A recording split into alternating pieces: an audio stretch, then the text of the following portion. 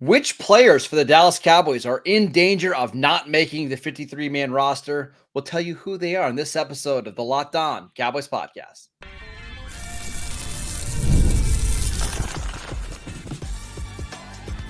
You are Locked On Cowboys, your daily Dallas Cowboys podcast. Part of the Locked On Podcast Network, your team every day. Welcome back to the Locked On Cowboys podcast, part of the Locked On Podcast Network, your team every day. We'd like to thank you for making us your first listen of the day. Today's episode is brought to you by FanDuel. Make every moment more. As the playoffs wind down, the sports stop sporting the way that we'd like them to. But this summer, FanDuel is hooking up all customers with a boost or a bonus daily. That's right. There's something for everyone every day, all summer long. Just visit FanDuel.com to get started. Welcome back. I am your host, Marcus Mosher. You can follow me on Twitter at Marcus_Mosher. Joining me today, as always, is Landon McCool. You can follow him on Twitter at McCoolBCB. On today's show, we're going to take a look at a handful of players that could potentially be on the outside looking in when it comes to making the Cowboys 53-man roster. And Landon, let's start with a relatively high draft pick, Junior Fehoko, who the Cowboys spent a fourth-round pick on in last year's draft. If you had to bet right now, do you think he's going to make the team? If he does, I think it's only because the Cowboys don't have a ton of depth at that position, but I still don't think so. I mean, I think, look, we're going to go over this list of guys, and some of these folks are going to be on this list because of the way they've performed at training camp. Some of them are going to be on this list because of the circumstances around them and their position group. But most of these folks are going to be on this list for both reasons, right? Because there's upward pressure or downward pressure from other people in their roster group that are pushing them off this roster. And the fact that they're not performing up to a level to kind of beat those folks out is kind of what's, adding to the pressure here. For Fehoko, I mean, the truth of the matter is that there's a pretty big runway for him. There's just not a ton of defensive tackles on this team that are super viable. I think Golson is probably the only other three technique outside of Osa that is, and I don't even know that I would count Golson as a full-time three technique at this point. No. So outside of him, really, there isn't a ton of other true three techniques on this team that are of any kind of ilk, or, you know what I'm saying, that of any kind of pedigree.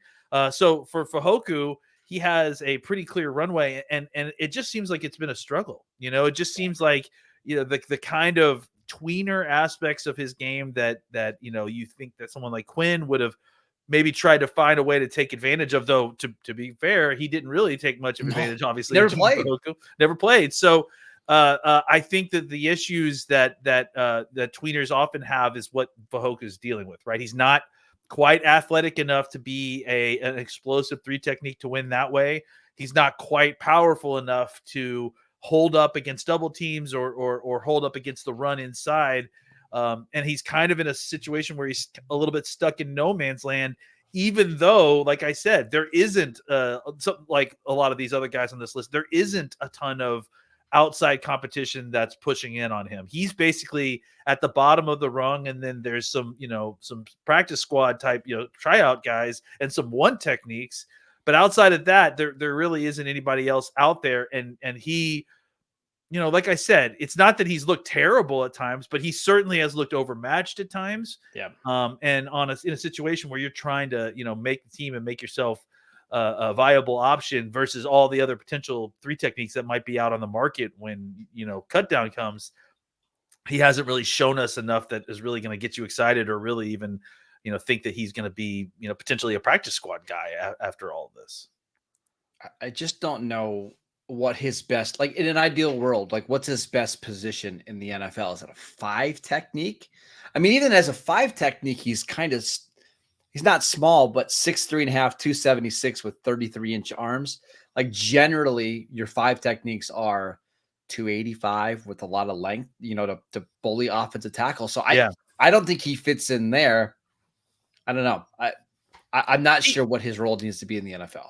He's definitely he definitely needs to be a one gap penetrator. I think that's without a doubt like his role. And it's got to be somewhere, tackle in. I think as a defensive end, he's He's not quite athletic enough to kind of get around the corner. The thing that's positive about his game is that he's violent with his hands and arms. He's hard to block once he gets moving.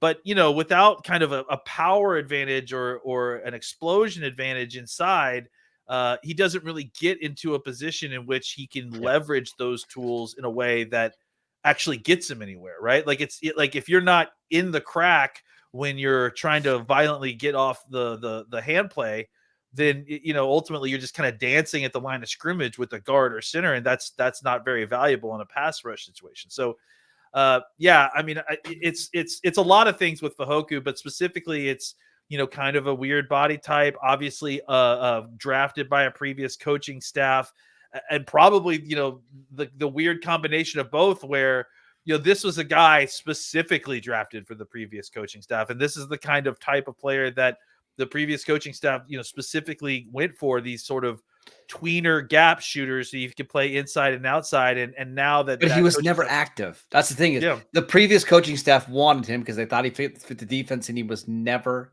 active last year, which tells you a lot. But maybe things will change once we get to the preseason games, and maybe he'll have, maybe he'll get into these preseason games and look awesome.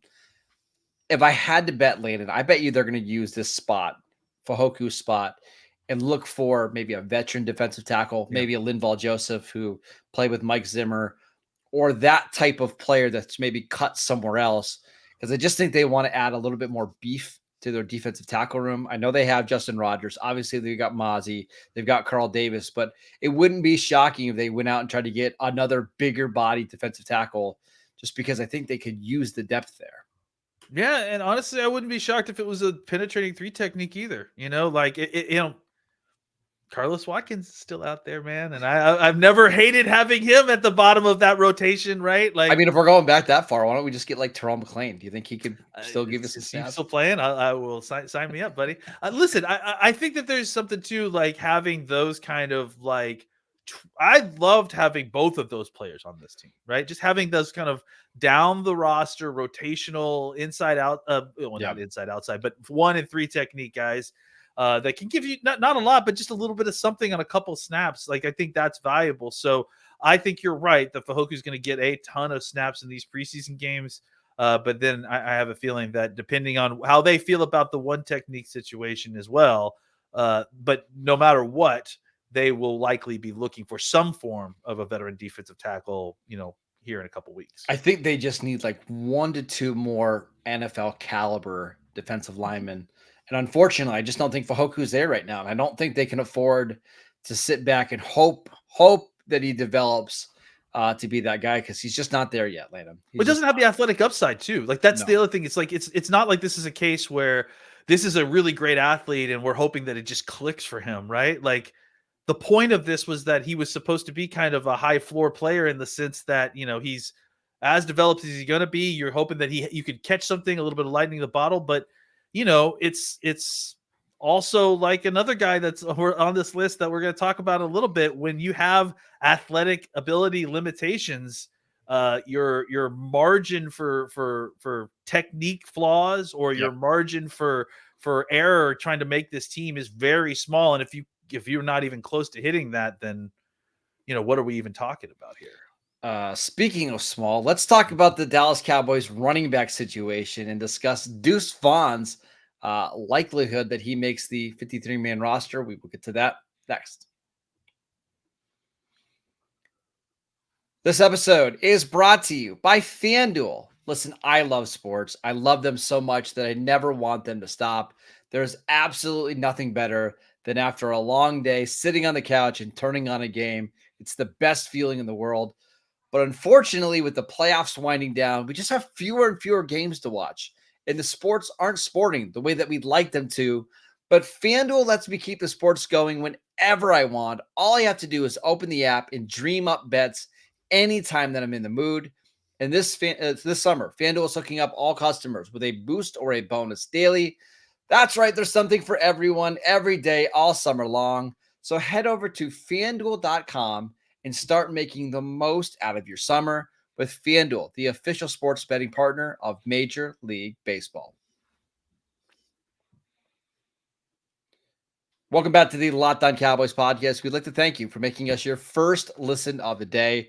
For your second listen, enjoy the Locked On Fantasy Football podcast. Get daily insights to the best fantasy draft strategies so that you can win your league this season. Part of the Locked On Podcast Network, your team every day.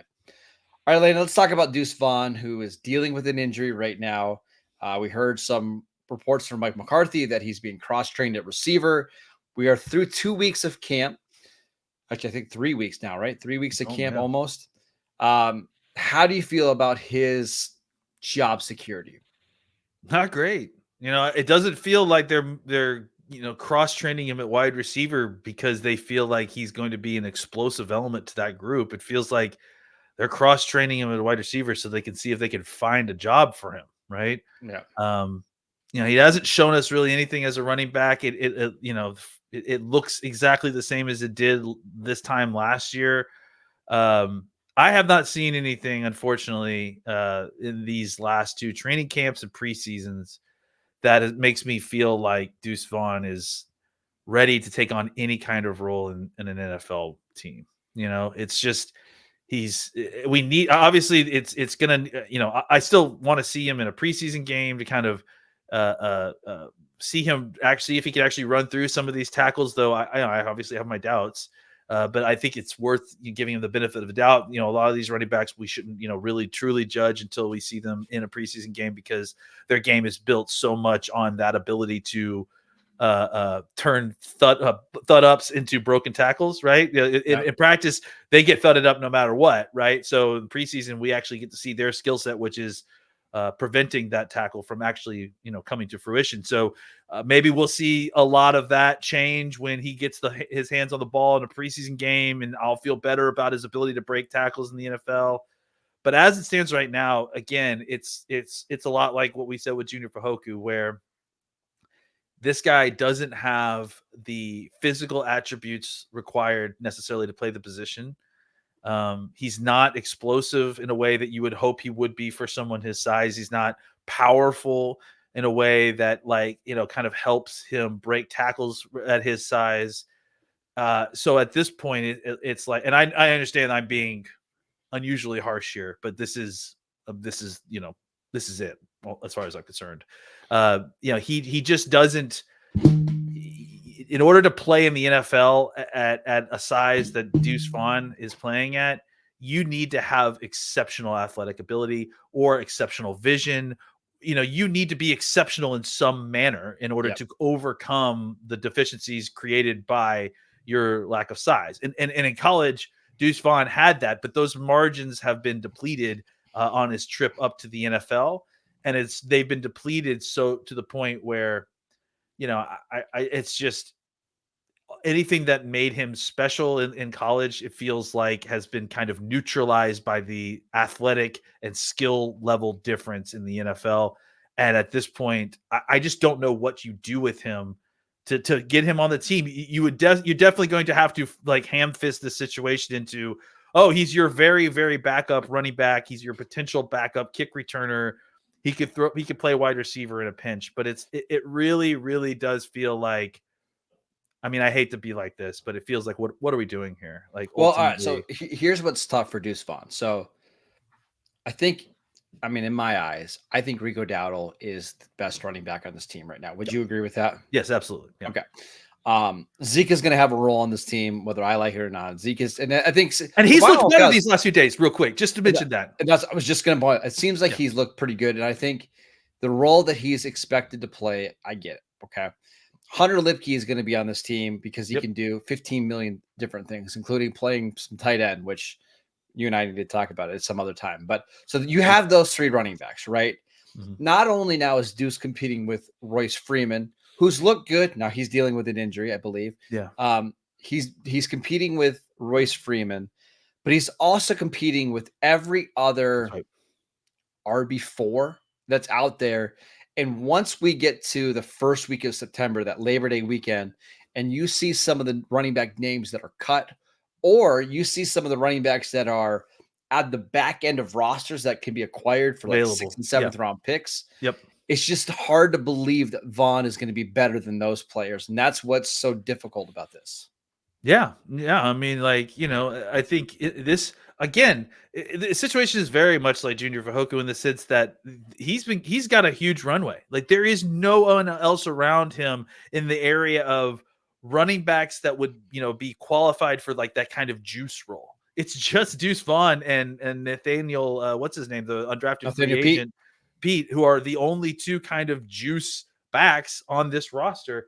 And even with all that runway, look, obviously he's injured and he's dealing with that, but that's also part of this, right? Is that like, like it's just, it's not that he's not reliable. It's just like you need something that is more viable and not just like, you hope that at his best case scenario, he could do something that's average running back situation. Like this is not something that is worth the juice of the squeeze, to be honest. That's how I feel. And unless it looks completely different in the preseason, I tend to agree with you.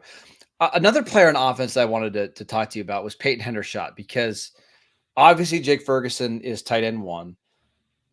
Luke Schoonmaker continues to deal with a groin injury. It just by reading some of the reports, it doesn't seem like it's a major injury, but it's just another injury for Scooney.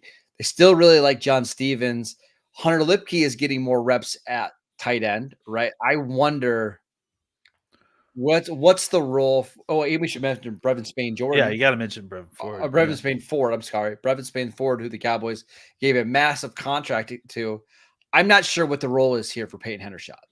Yeah, I mean, this guy is the one that is really facing, what we've talked about, the upward and downward pressure, right? He's got guys above him that are sort of enveloping his role that he had his rookie year, right? In that Ferguson has really kind of become obviously, one of the top pass catchers on this offense, right? Which really kind of eats into Peyton Hendershot's role a little bit, right? Because it was kind of almost like you were portioning off a good portion of Ferguson's, pass catching touches to Hendershot when he had a role in this offense.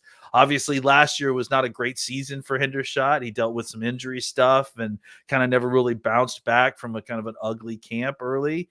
And I think in this camp, what we've seen is a guy that now, and then while he was gone, John Stevens showed up and obviously it really impressed the coaches and he got hurt, which is, I think, kind of what helped save Hendershot a little bit last year.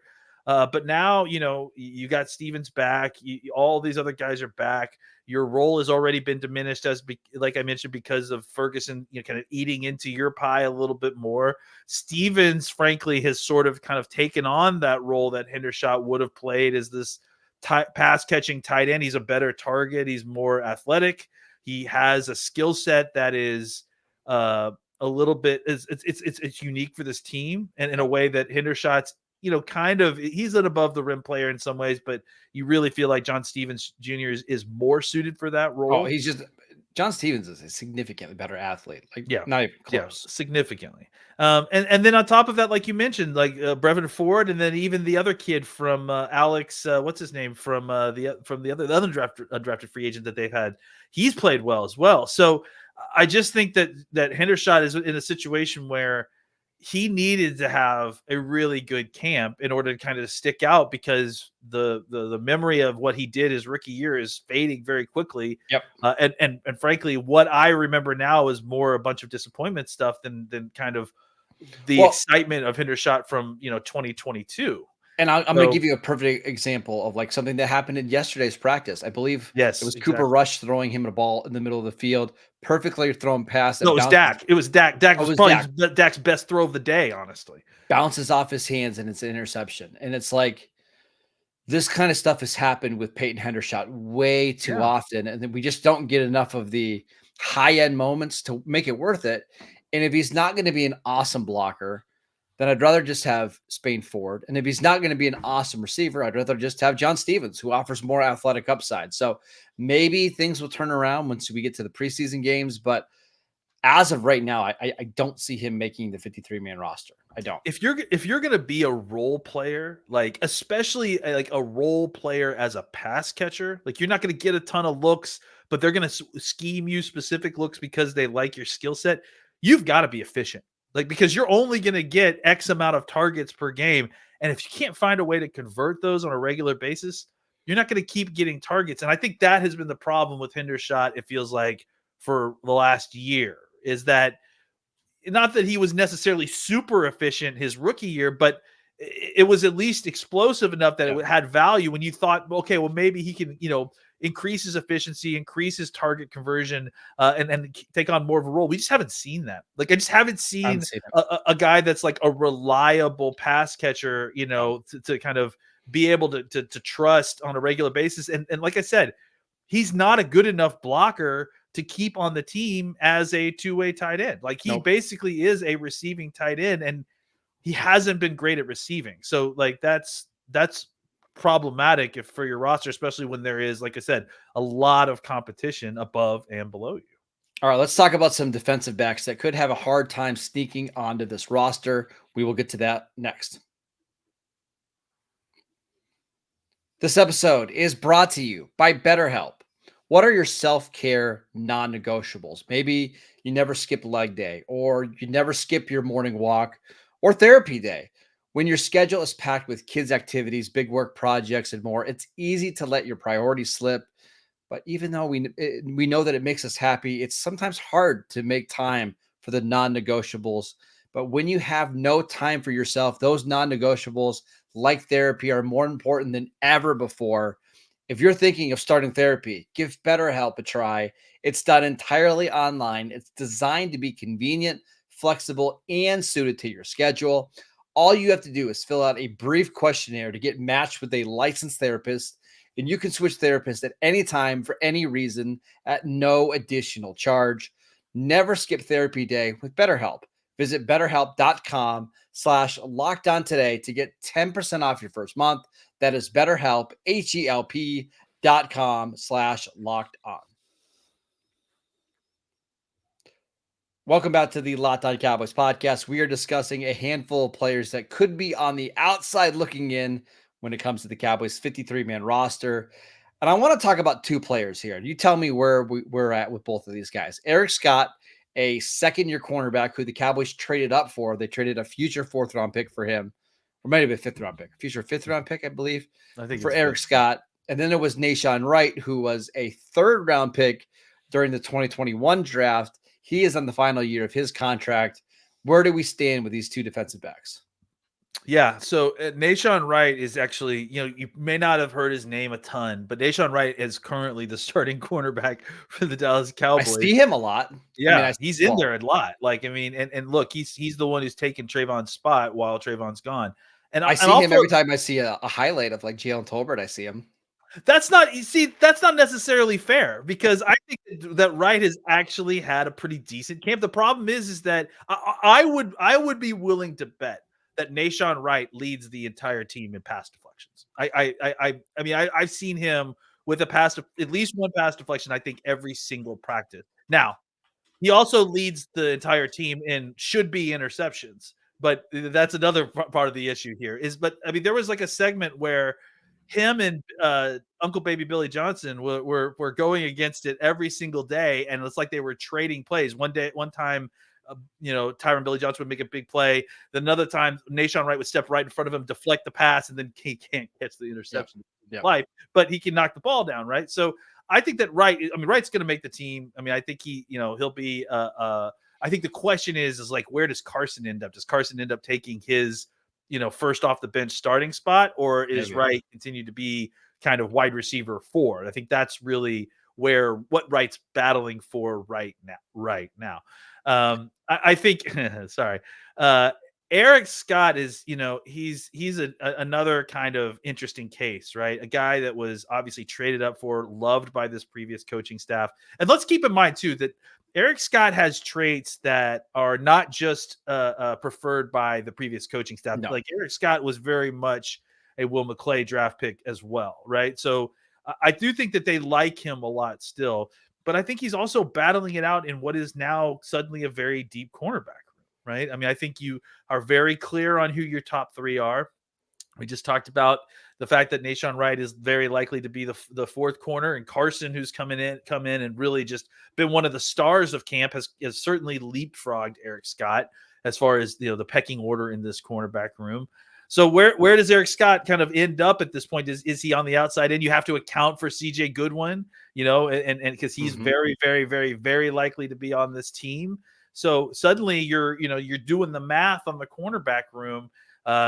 Izzy Mukuamu is certainly injured right now. He's another guy that we could probably have a whole segment on. He should be on there as well. Yep. But if you look at the numbers, right, it's suddenly like there's a lot of seats that are filling up fast, right? So I think Eric Scott, who, despite the fact that the Cowboys traded, like you said, a draft pick to go up and get him, is very well liked. I think he's had a decent camp when I've noticed him, but he also hasn't necessarily stood out. And that's problematic because it feels like the rest of these corners in this cornerback room have been making plays, a lot of them. So I just think that he needs to have really good preseason, needs to start making plays in the ball. But I think of these four guys, he still has the most chance, I feel like, to kind of still turn this around a little bit, potentially kind of, have a nice preseason, then maybe make the squad or potentially be one of these guys that's on the practice squad, but maybe gets called up regularly. You mentioned the seats filling up fast. Generally, the Cowboys will keep 10 defensive backs. And let's just go through the no-brainers. Diggs, Bland, Jordan Lewis, Carson. That's 4. Okay. Safeties, you've got Hooker. You've got Donovan Wilson. So that's 6. Wanye Thomas is 7. Marquise Bell is 8. You got 2 spots. Well, I forgot Kalen Carson, right? Did I count Kalen Carson? Yeah, I think I did, right? Yeah, you did. Yes. Yeah, he did. So that's 8. Now you got to figure out, okay, Mukuamu, Eric Scott, Nahshon Wright, Sheldrick Redwine, who they actually really like still at safety. And he's been taking snaps with the ones at times as well, just to kind of mix him in there. So we should mention. So that's 8. That doesn't even count CJ Goodwin, who we a lot of times will lump into the secondary room. Now, if you count him, they probably will keep 11, probably. Yeah. But you're looking at probably 2 spots for 4 or 5 guys that are competing for some roles. It's going to be tough. I mean, the Cowboys are very likely going to cut at least one of Izzy Mukuamu, Eric Scott, and Nahshon Wright. And it wouldn't be a shock, Landon, to me, if they cut 2 of those guys and try to churn maybe the bottom of the roster more so than in previous seasons. And I got to tell you, I would be shocked if Mukuamu was that cut. I mean, just by looking at what you just said, right? Because Mukuamu could easily be cornerback 5 and safety 5 for you.